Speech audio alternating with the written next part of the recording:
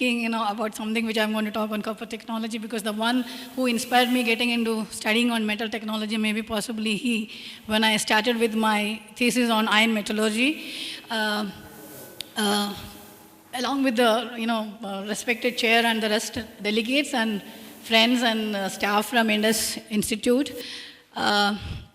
I've chosen this topic for today for two reasons. One is my connection with Professor Basa, who was our head of the department, metallurgy in MS University, who actually moved on from there to join you people, but still getting students to us, showing them and appreciating the ancient metal technology.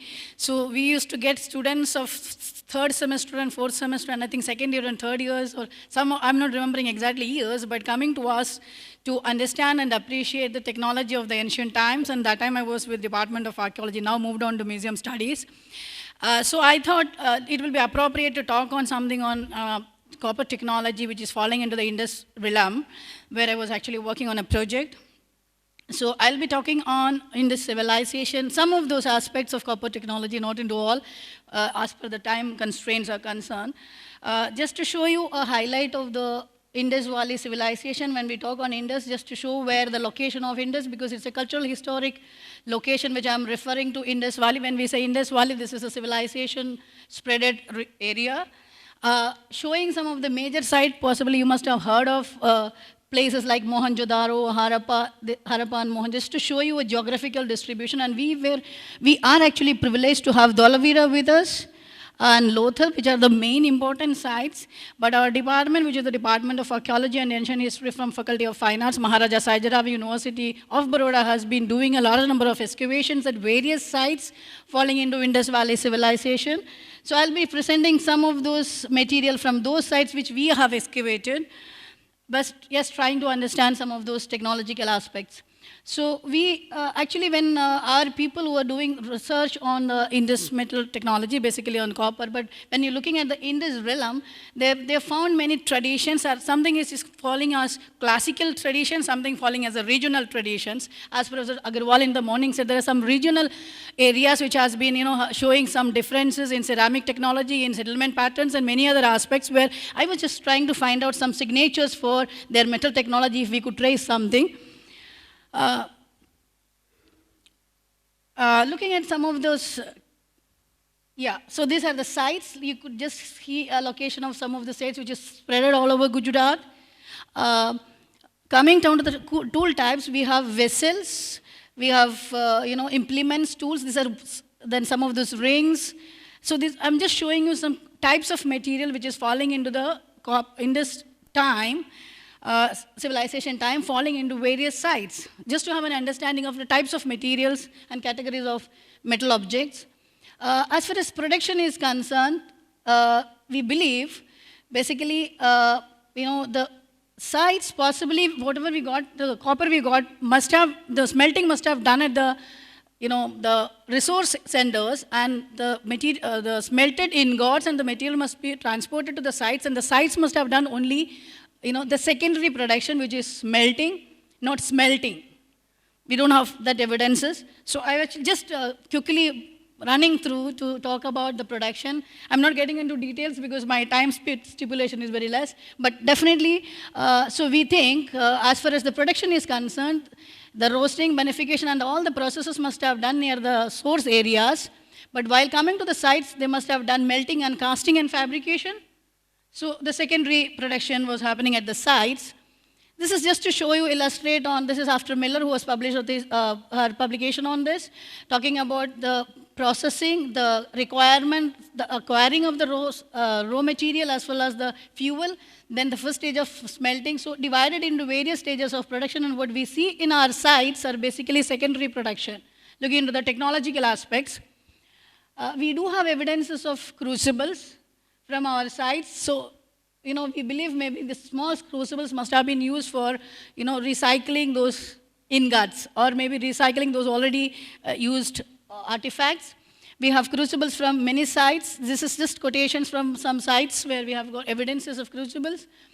So, there is a quotation from Dhavalikar, who is saying that Harappan settlements, perhaps Harappan or Indus, as Professor Agarwal said in the morning, it has been synonymously used either as Indus Valley civilization or Harappan civilization. So Harappan settlements perhaps exploited the copper available in Gujarat to the maximum, processed in their industrial centers like Lothal and Kundasi. Instead of keeping their own use, they must have exported. This is just a quotation from him. And then we have Professor Hegde, one of our professor who is no more now. Sir has actually illustrated based something in parallel with the Nykund excavation. Similar to that, he actually, this is basically the same reconstruction of the Nykund furnace. Hypothesized similar kind of a furnace possibly must have been used for smelting. So this is basically a small furnace which is crucible shaped, clay walled, and slag tapping must have been done from here. So it's just to give an idea of what kind of a possible furnace they must have been using. We do have evidences of this kind of ingots from our collections. We do also have, we reconstructed the crucible perhaps which has been used, but we do have only fragments of crucible like that in which this copper is sticking. And then coming down to the kinds of artifacts, the types of objects what we have, these are not some of them from the Indus realm, from the sites of Mohenjo-daro and Harappa, which is falling into Pakistan, figurines, and possibly the lost wax casting, the lost wax mother, which your technological casting techniques, which you explain in a metallurgical section, possibly the same technology has been utilized.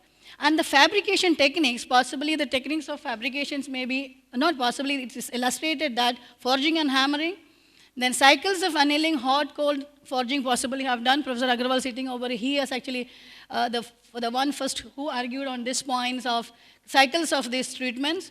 Then we actually have a number of edge tools, like, you have tools. I am actually, there's a slide before this, which has a knife and all. So those edge tools, and then some of them must have been made out of sheets, like razor. This is believed to be a razor, or otherwise also said as a parachute, maybe created out of sheets. So sheet making was done through forging. The chisels are created, so maybe forged. This is one of the chisel identified. Some of them call it as ingots also, which is said as a cast bars.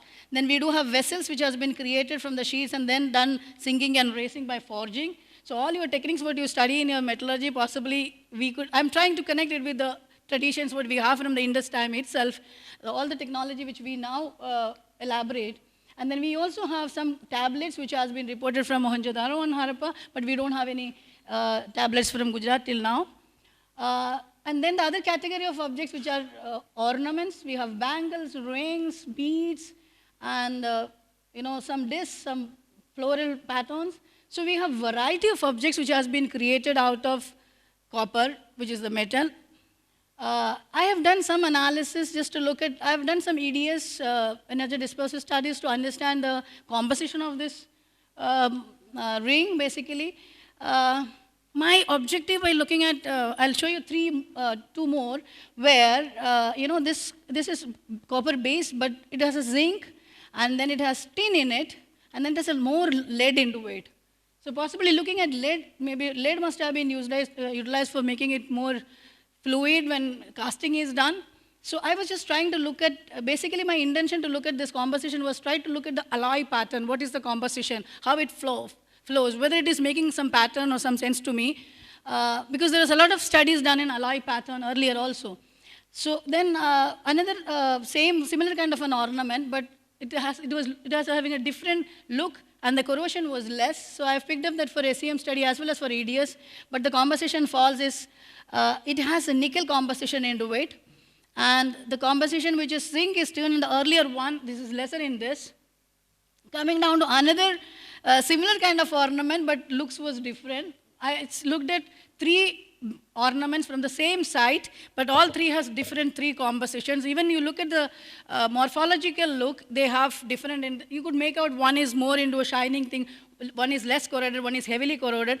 My intention was just to look at whether the composition is different, why there have been differential grades of corrosion, or maybe just because of the buried situation was leading to it, or maybe the composition was a factor which has made the states of preservation. One. Second thing was, we were looking at copper artifacts from classical Harappan. They have more copper, and the alloy pattern giving more zinc into it. But coming to the Surat Harappan, which has been established, there is a regional Harappan tradition, which has been established by ceramic tradition, by looking at the ceramics. But we did not have any other material to support that ceramic tradition, where my objective was looking at these all three ornaments were from the Sorath Harappan group, regional settlements, where to look at for some signature alloying pattern to see whether they makes a different group or maybe they're falling into the classical group.